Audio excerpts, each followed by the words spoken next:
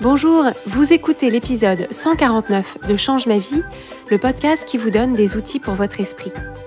L'épisode de cette semaine fait partie de notre série sur la gestion de crise et cette semaine, on va évoquer ensemble comment est-ce qu'on fait et qu'est-ce que ça veut dire de se révéler pendant une crise.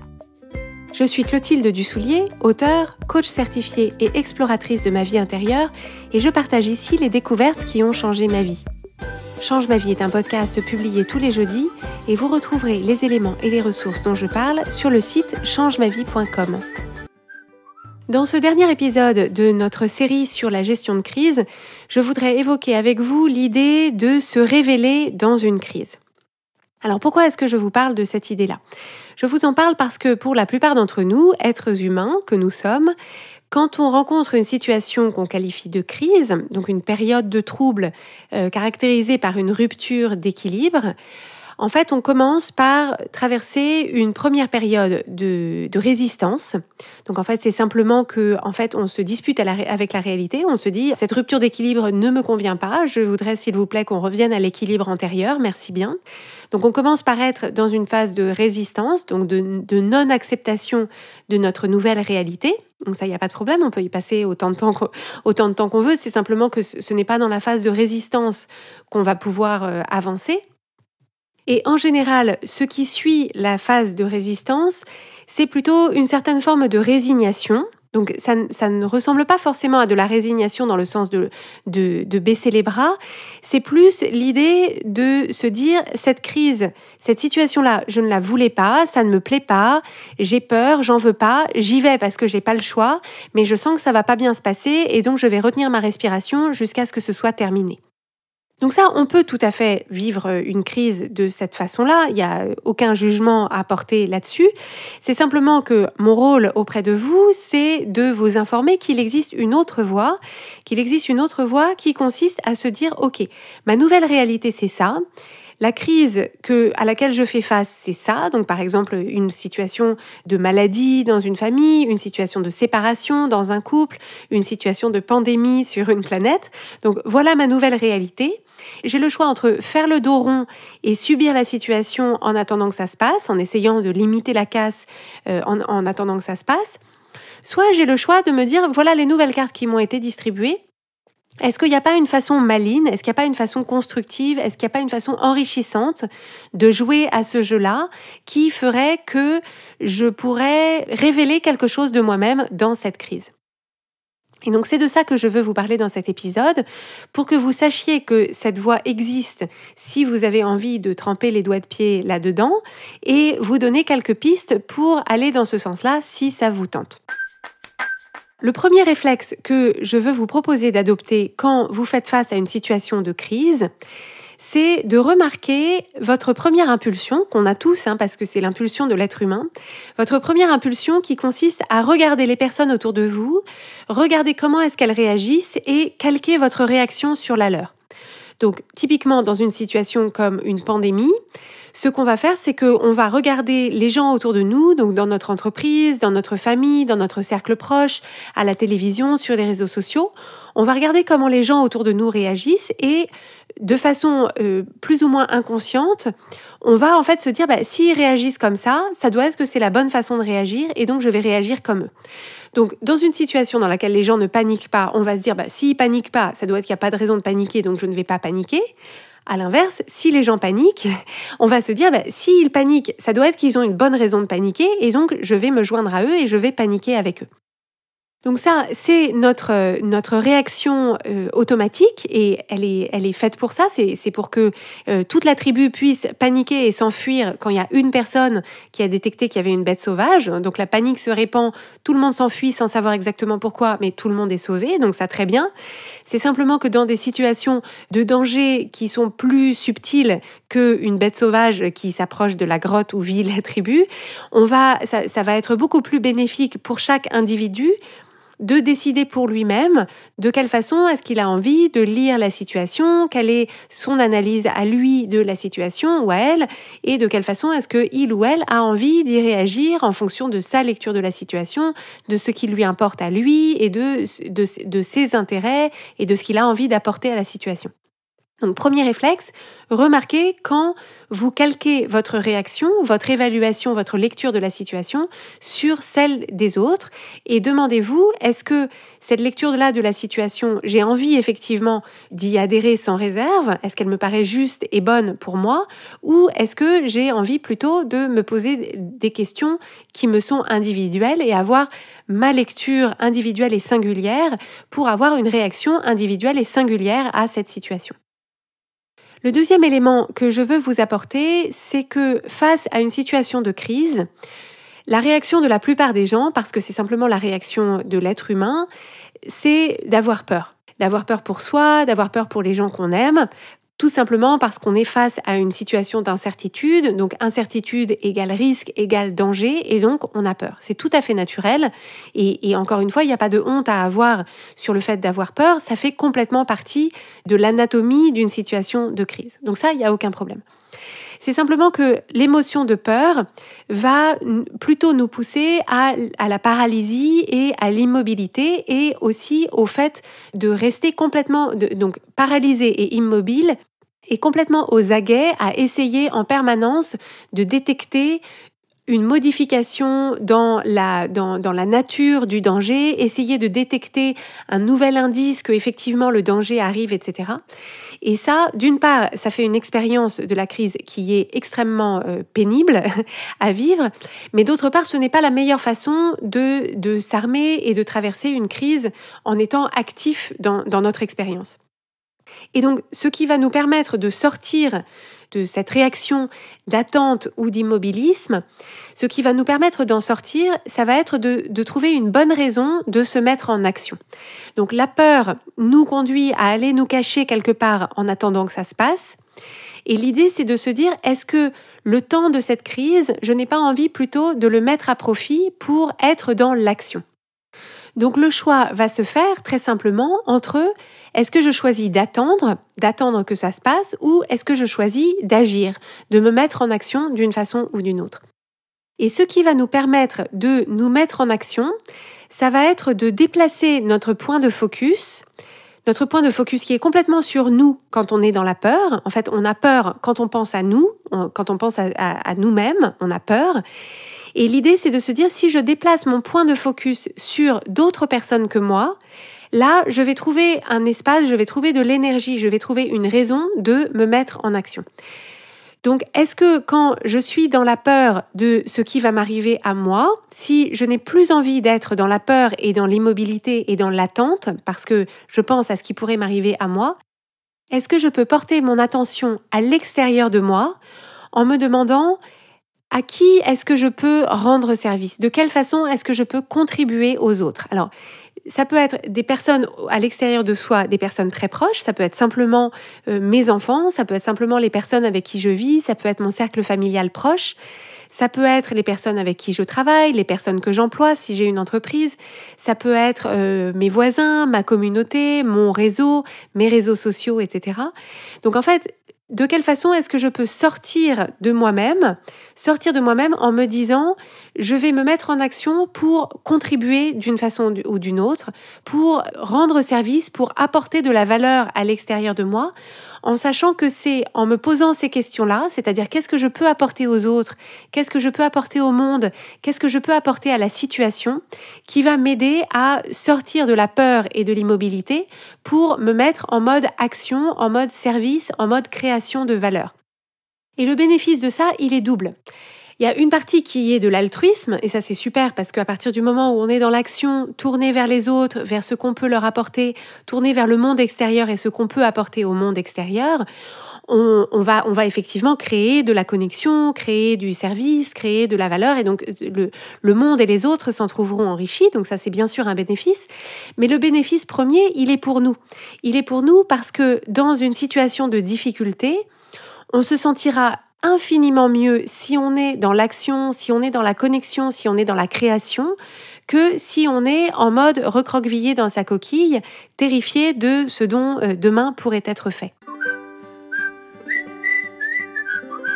Le troisième éclairage que je veux vous apporter, qui est en lien avec le précédent, c'est que Dans une situation de crise, donc dans une période troublée suite à la rupture d'un équilibre, ce dont l'être humain a le plus besoin, c'est de quelqu'un qui lui montre le chemin. Quelqu'un qui le rassure, quelqu'un qui le soutient, quelqu'un qui crée pour lui de la certitude, de la force, là où il y a de l'incertitude ou de la peur. Donc ça, c'est vraiment quelque chose qu'on peut tous voir. C'est face à n'importe quelle période d'incertitude. Chacun de nous cherche à l'extérieur de lui un guide, quelqu'un qui pourra lui montrer le chemin, le rassurer, le conforter et recréer cette idée de confort dans l'inconfort ou de certitude dans l'incertitude. Donc ça, on a tous envie de ça, mais ce qui est important à comprendre, c'est qu'on a tous envie de ça, mais on a tous la possibilité et les ressources pour être cette personne-là. Pour être cette personne-là pour nous-mêmes d'abord et pour d'autres ensuite. Donc l'idée, c'est de se dire, dans une période de trouble, dans une période de crise, chacun d'entre nous individuellement rêve de trouver à l'extérieur de lui quelqu'un qui va lui dire « T'inquiète pas ma chérie, je sais exactement comment on va faire, je sais exactement ce qui va se passer, donne-moi la main, je t'emmène ». Et donc ça, si on a cette personne-là autour de nous, c'est formidable, mais on rate un petit peu l'opportunité d'être cette personne-là, d'apprendre à être cette personne-là, de remplir le costume de cette personne-là auprès de nous d'abord et auprès des autres ensuite. Alors, quand j'évoque cette idée-là, il est possible que certains ou certaines d'entre vous ne se reconnaissent pas du tout dans le rôle de la personne qui, en période de crise, va comme step up, comme on dit en anglais, c'est-à-dire se révéler, monter sur l'estrade et dire voilà ce que je pense qu'il faut faire, voilà ma vision pour ce qui va se passer, voilà de quelle façon est-ce que je pense qu'il faut qu'on traverse cette période, voilà ce qui me paraît judicieux, voilà ce que je propose. Donc cette idée de leadership en temps de crise, pour utiliser un anglicisme dont je m'excuse, mais j'aime bien ce mot de leadership, cette idée de leadership en temps de crise, beaucoup d'entre vous peut-être ne s'y reconnaissent pas du tout. Si c'est effectivement votre cas, je vous propose de vous demander précisément pourquoi. Pourquoi est-ce que vous ne vous voyez pas dans le rôle de la personne qui, en situation de crise, a la capacité, a la ressource, a l'envie, a l'énergie de monter sur l'estrade pour partager des idées, pour proposer des choses et pour embarquer les gens avec vous, pour leur apporter de la réassurance, pour leur apporter de la confiance, pour leur apporter de la force là où il n'y en a pas. Et ça va être vraiment intéressant pour vous d'examiner ces pensées, de les identifier et de les mettre au jour, parce que ce sont précisément ces pensées que vous avez à votre sujet, ces croyances que vous avez à votre sujet, qui vous empêchent d'être pleinement la personne que vous pourriez ou que vous voudriez être dans cette situation de crise. Parce que bien sûr, une crise, en réalité, ça sert de catalyseur. Une crise, ça sert de catalyseur des gens, et les gens, vous pouvez le remarquer sans doute autour de vous dans n'importe quelle situation de crise, une situation de crise rend les gens plus de ce qu'ils sont. C'est-à-dire que les gens ont certains traits de caractère, certaines propensions, certains penchants, certaines qualités, et en situation de crise, le volume de ces penchants, de ces traits de caractère, de ces failles ou de ces qualités, le volume augmente. Et donc, c'est bien sûr vrai pour vous aussi, c'est-à-dire que cette crise à laquelle vous faites face, c'est l'opportunité pour vous de décider si vous voulez vous en servir pour augmenter le volume de vos qualités, de vos forces, celles que vous avez envie de développer, de construire, de renforcer, ou si vous allez laisser cette crise augmenter le volume des parties de vous qui se sentent plus petites, des parties de vous qui ne se sentent pas à la hauteur, des parties de vous qui ne savent pas, qui sont confuses et qui préfèrent que quelqu'un d'autre leur dise quoi faire et comment avancer. Parce que la seule différence dans une situation de crise entre les personnes qui s'emparent de cette situation de crise pour jouer un rôle, pour se révéler et pour prendre une part active dans la traversée de la crise et la préparation de l'après, la différence entre ces personnes-là et les personnes qui subissent ou qui attendent que ça se passe, la seule différence, ce n'est pas une question de valeur intrinsèque, c'est certainement pas une question de valeur morale entre ces deux groupes de personnes. La seule différence, c'est l'histoire que chacune se raconte sur elle-même. C'est l'histoire que chacune se raconte sur ses capacités, sur ses forces, sur ses qualités. Et donc dans un cas, ça va être une histoire d'impuissance, une histoire de je ne peux pas, je ne sais pas, je n'ai pas les capacités, je n'ai pas les épaules, je n'ai pas les qualités, et aussi une histoire d'aversion au risque, c'est-à-dire je ne veux pas risquer de me tromper, je ne veux pas risquer d'emmener les gens dans une direction qui, a posteriori, s'avérerait être la mauvaise ou un mauvais choix. Donc ça va être une histoire de je ne sais pas et de je ne peux pas et de je ne veux pas risquer. Donc ça va être l'histoire que se racontent les personnes qui, du coup, vont simplement attendre, vont laisser d'autres personnes prendre le leadership, monter sur l'estrade et emmener le groupe et diriger le bateau. Donc ça, c'est l'histoire de l'impuissance. Et de l'autre côté, du côté des personnes qui se proposent de s'emparer de cette situation pour en faire quelque chose, quelle que soit la forme ou la direction que ce quelque chose prend, donc les personnes qui ont envie et qui choisissent d'être dans l'action, ces personnes-là, la seule différence avec le premier groupe, c'est qu'elles se racontent une histoire de possibilité. Une histoire de possibilité en termes de « je pense que je peux contribuer quelque chose, je pense que je peux essayer de contribuer quelque chose, je pense que j'ai des compétences, des capacités, des qualités, même si je ne peux aider qu'une seule personne, je veux aider cette personne, je veux faire partie de la solution ». Donc ce sont des personnes qui se racontent une histoire de possibilité, une histoire d'envie d'essayer, une histoire d'acceptation du risque de potentiellement se tromper en public et que, a posteriori, on leur dise en réalité c'était une très mauvaise idée, l'idée que tu as eue, donc ils acceptent ou elles acceptent ce risque-là. Et en réalité, c'est une histoire qui ressemble beaucoup plus au destin d'un héros ou d'une héroïne. Parce que finalement, une période de crise, c'est comme un film, c'est comme une situation qui serait mise en scène dans un film, de préférence un film hollywoodien, avec toute une galerie de personnages qui sont plongés ensemble dans une situation. Et dans cette galerie de personnages, on va voir se dessiner différents archétypes, il va y avoir différentes réactions à différentes situations, différentes circonstances.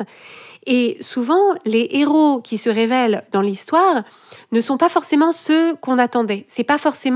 Les héros ne sont pas forcément ceux qui, au départ, paraissaient les plus disposés, les plus prédisposés à être les héros. Et d'ailleurs, les histoires qui sont les plus marquantes, les histoires qui frappent le plus l'imagination et auxquelles auxquelles on s'attache le plus, ce sont justement les histoires dans lesquelles le héros ou l'héroïne ne sont pas du tout les personnes, ne sont pas celles qu'on attendait. On les voyait pas venir, mais justement, ce sont des personnes qui révèlent des capacités ou des ressources extraordinaires dans une situation extraordinaire. Et la raison pour laquelle ça frappe notre imagination et la raison pour laquelle ça nous enthousiasme, c'est que ça nous envoie à chacun de nous ce message que fondamentalement on rêve tous d'entendre, qui est pour nous aussi c'est possible. Nous aussi on a ces capacités, nous aussi on a ces ressources. Il suffit de se raconter cette histoire des possibles, cette histoire de destin de héros ou d'héroïne, pour qu'on puisse trouver la ressource intérieure pour remonter ses manches et se proposer d'aller au-devant de l'inconfort d'essayer. Donc si la crise que vous traversez est un scénario de film, donc mettez-vous dans la situation que vous traversez aujourd'hui, que ce soit la situation de la pandémie du coronavirus qu'on traverse au moment où j'enregistre cet épisode, ou toute autre crise que vous pouvez traverser dans votre vie personnelle, familiale, professionnelle ou globale. Demandez-vous si cette crise est le scénario de votre film personnel, et c'est vous le héros ou c'est vous l'héroïne. Comment va se dérouler l'histoire ? Quel est le scénario que vous avez envie de construire ?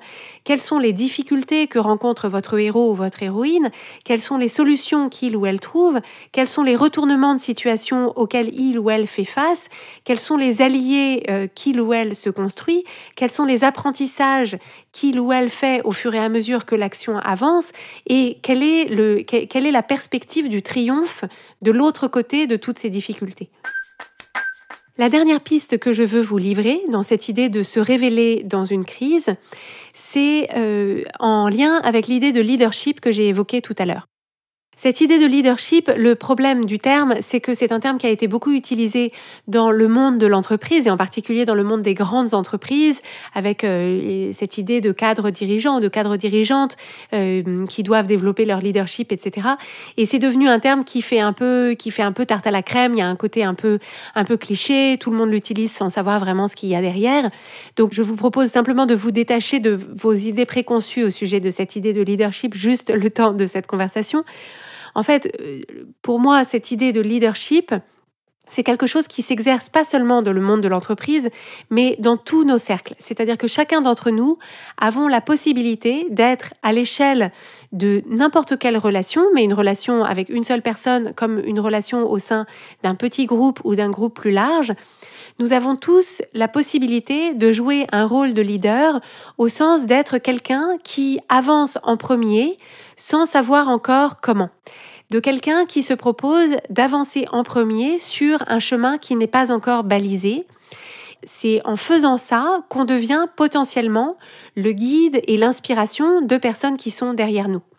Donc l'idée du leadership à travers une crise, c'est de se dire je peux à mon échelle, à l'échelle de mes compétences, à l'échelle de mes capacités, à l'échelle de mes ressources, je peux être une personne qui se propose d'avancer sur un chemin qui n'est pas balisé, d'essayer de découvrir des réponses au fur et à mesure, d'aller au-devant de cet inconfort, parce que je sais que derrière moi, il y a des personnes qui vont me regarder faire, qui vont m'écouter, qui vont m'observer, qui vont voir ce que je fais et pour qui ça va avoir de la valeur, parce que ces personnes-là vont soit décider de m'emboîter le pas et donc de suivre ce chemin que j'ai balisé, et donc leur expérience sera plus douce et plus fluide parce que je suis passée en premier, ou bien ce sont des personnes qui vont choisir de suivre le chemin qui est juste à côté ou un autre chemin, mais dont l'expérience sera aussi adoucie ou facilitée ou fluidifiée par le fait que nous, on a déjà balisé cet autre chemin que Jean-Jacques Goldman a bien sûr mis en musique de façon inoubliable. Donc pourquoi est-ce qu'on veut se proposer de faire ça ? Pourquoi est-ce que moi, je veux me proposer d'être ce type de personne-là en temps de crise ? Et pourquoi est-ce que je vous suggère à vous aussi, si ça vous tente, d'être cette personne-là en temps de crise ? C'est parce que si nous sommes de plus en plus nombreux à voir les crises de cette façon-là, à se proposer en temps de crise personnelle, professionnelle ou globale, se proposer d'être chacun à notre échelle un leader, quelqu'un qui avance sans savoir comment, quelqu'un qui balise des chemins non encore balisés et qui adoucit ou qui facilite l'expérience de ceux qui sont juste derrière nous et qu'on ait un maximum à faire ça les uns pour les autres. L'expérience de chacun et de tous dans une situation de crise sera absolument transformée. Donc oui, ça demande de l'énergie, oui, ça demande des ressources, oui, ça demande du courage. Je le reconnais sans ambiguïté et absolument personne n'est obligé de prendre ce chemin-là. C'est simplement que face à une situation de crise, il faut évidemment se souvenir que, quoi qu'on fasse, le temps va continuer à s'écouler. La Terre, a priori, va continuer à tourner et en principe, les saisons vont continuer à se succéder. Et face à ça, on a le choix entre utiliser ce temps, le mettre à profit ou simplement le laisser filer sans en faire rien de particulier. Et donc moi, vous l'aurez compris, je vote pour utiliser ce temps, cette situation, pour développer vos capacités, pour enrichir votre regard sur vous-même, pour apprendre des choses sur le monde et sur vous-même, et d'une façon générale, élargir votre horizon, élargir votre vision de vous-même, élargir votre vision de vos capacités, essayer de nouvelles choses et repousser les limites de ce que vous pensez possible, de ce dont vous pensez capable, et vous exercer à vivre des situations extraordinaires d'une façon extraordinaire. Parce que de l'autre côté, le bénéfice qui est à la clé, c'est que de l'autre côté d'une crise dans laquelle vous vous serez proposé de mettre à profit cette situation pour vous révéler, pour révéler des choses de vous, pour guider les autres, pour montrer le chemin là où il n'y a pas de chemin et pour essayer des choses nouvelles, prendre des risques, utiliser vos ressources pour vous rendre utile, pour faire avancer la situation, pour créer de la valeur. De l'autre côté de ça, le bénéfice sera pleinement apparent dans votre discours intérieur parce que vous aurez des preuves matérielles et indubitables que vous pouvez faire face, si ce n'est à tout, au moins à beaucoup de choses, et que si vous avez continué à avancer, à prendre des décisions, à être connecté, à être présent, à être vous-même pendant cette crise, pendant cette situation, si vous avez su faire preuve de résilience, de courage, de force, de créativité, de ressources pendant cette situation, alors vous pouvez vraiment vous faire confiance. Alors vous pouvez vraiment vous appuyer sur vous-même, vous appuyer sur vos capacités, vous appuyer sur vos forces, vous appuyer sur vos compétences pour faire face à toutes les autres situations, toutes les autres crises que la vie se chargera de mettre sur votre chemin à l'avenir. Si vous aimez Change ma vie, vous allez adorer Change ma vie mode d'emploi. Change ma vie mode d'emploi, c'est le programme de coaching qui va vous donner des ailes pour atteindre tous vos objectifs de vie. Grâce à notre méthodologie unique, nous allons vous guider pas à pas pour développer la vision riche et vivante de ce que vous voulez. Nous allons vous aider à trouver la clarté sur la façon la plus simple et la plus directe de l'obtenir, et nous allons vous apprendre à soutenir votre élan tout du long en surmontant les obstacles avec confiance pour vous sentir avancer tous les jours vers la vie à laquelle vous aspirez. Si vous écoutez Change ma vie, c'est que vous savez que vous avez une vie extraordinaire à vivre. Une vie qui a du sens et un impact, et c'est notre mission et notre passion de vous y aider. Je vous donne donc rendez-vous dès aujourd'hui sur changemavie.com/coaching pour avoir toutes les informations.